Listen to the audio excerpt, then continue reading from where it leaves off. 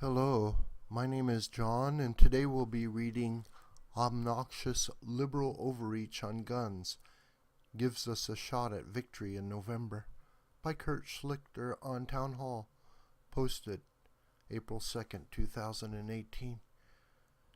Schlichter was personally recruited to write conservative commentary by Andrew Breitbart.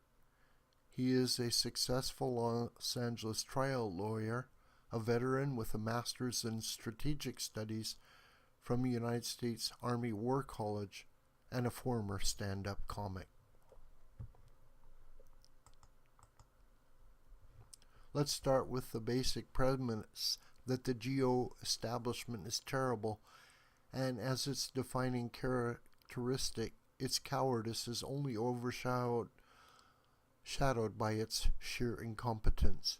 But even those hacks might be able to win the midterms and keep hope alive for the resurrection of the America we love. It is all thanks to the aggressive scumminess of our leftist enemies. And yeah, anyone proposing to take my God-given rights to speak, worship, and defend myself and or my life, all of which they have recently told me they seek to take, is my enemy.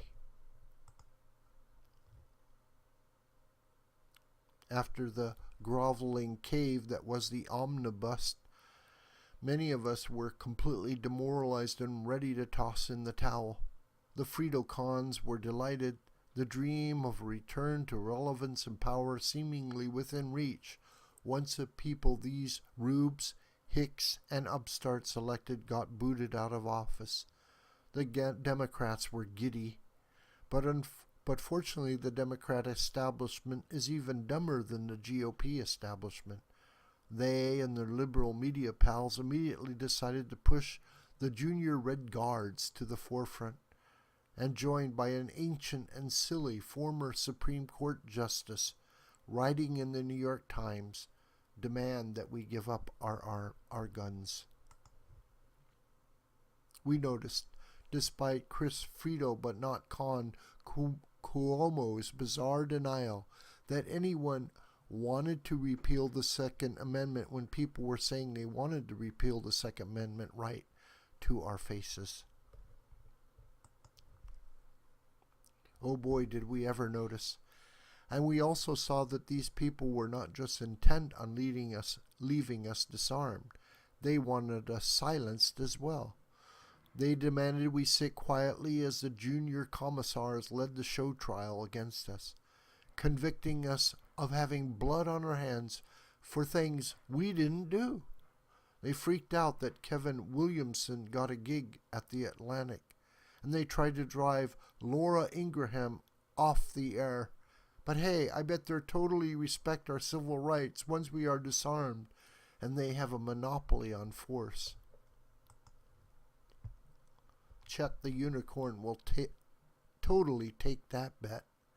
So the last few weeks showed us what we seem to have forgotten, that this is an existential struggle, currently cold, but to leftist stupidity and malice, it could possibly turn hot, between normal Americans who demand their civil rights and a say in their own governance, and a liberal-leaning elite that considers normal's interests illegitimate and wants us silenced and submissive in the face of their unchallenged rule over our lives.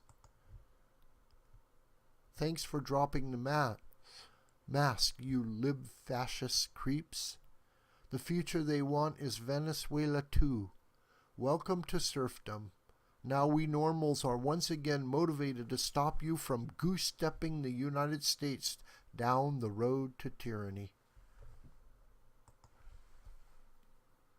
So we're pumped and ready, and if you've seen the president speak lately, you know he is too. His CPAC speech made it clear that his Uber competitor has no intention of losing in November. But now the Republicans in Washington need to get out of their GIMP boxes and act. Take notice, GOPE. If you want to keep your jobs, you need to stop going on vacation and perform. Mitch McConnell gets a lot of grief. I think he's usually a savvy legislative knife fighter, though many of the people I respect disagree. Yet it's indisputable that he could convert himself from base zero to base hero overnight. All he has to do is step up to the mic and say, "Starting at 8 a.m. Saturday morning, we will begin the 30 hours of debate on America's next ambassador to Germany, Rick Grenell. I advise my friends across the aisle to bring their sleeping bags and jammies because we will go one nominee after another 24/7 until either all the president's nominees are confirmed or they agree to unanimous consent to proceed on final votes. The horse hockey stops now." And then he needs to do it. Conservatives would be seeking a smoke and a cuddle. The other side, not so much. The herd of motley Democrats running in red states is not going to dig being cooped up in the Capitol for weeks on end without a chance to go home and lie to their normal voters about how they don't morph into liberal ventriloquist dummies for Chuck Schumer the second they touch down at Reagan National. This means a Grenell gambit has two political benefits, as well as a patriotic benefit of giving us a terrific ambassador in continental Europe's most important country. It pumps up our side's morale because we see the GOP not taking any more guff from these hacks. That's huge, and we're going to go a long way to getting some base confidence back in Mitch McConnell. Plus, it makes it harder on the Democrats holding seats we want to win. So it's a twofer. But let's make it even harder on the other side. They want to talk about guns? Let's talk about guns. Democrats, particularly ones from America, say they believe in the right to keep and bear arms. Great. Let's let them prove it. How about Paul Ryan gets someone to introduce a bill called the Right to Defend American Families and Freedom Act that says, in addition to the individual right to keep and bear arms cited in the Second Amendment, this act separately provides that all law-abiding, healthy adults have an individual right to keep and bear effective firearms for lawful activities, including sporting activities, and to defend themselves, their families, their communities, and their Constitution. And it should provide for attorney's fees, award, and litigation priority for any American citizen forced to sue to secure his rights. Let's see the Democrats sweat when called on to vote on that one. See, we need to give them hard, painful choices designed to either allow us to enact laws to protect the rights of us normals or to put the fake blue dog Dems in the agonizing stress position of having to vote against such popular laws, which our candidates will promptly jam down their throats in November. Here are some more proposed laws we should force them to go on record about. Gotta love that expansive liberal reading of the Commerce Clause. The Protect American Workers Act. Let's allow American workers denied jobs that have been filled by illegal aliens the right to sue for the hiring companies for damages, penalties, and their attorney fees. Oh, and while we're at it, we can add a provision that if you have stolen an American citizen's identity while here illegally, you can never become a legal resident. And your pathway to citizenship leads back to that hellhole you're actually a citizen of. Gosh, Dems, why do you hate American workers? The Transparency in Social Media Anti-Censorship Act. We must demand transparency and adherence to their terms of service. So let's impose some due process requirements. If Face Twittergram decides to censor, suppress, or otherwise treat a person differently anyway because of his political views, it must clearly and publicly disclose exactly how the terms of service were violated, what the company did, and why it did it in a formal letter while providing rights of appeal for the user through private arbitration at the company's sole expense. A private arbitration for even a minor matter costs in the 5 figures minimum. A winning user would recover his fees, but not a winning company. One-way fee awards are very common in civil rights and consumer cases, so as to encourage individual citizens to protect their rights, you know.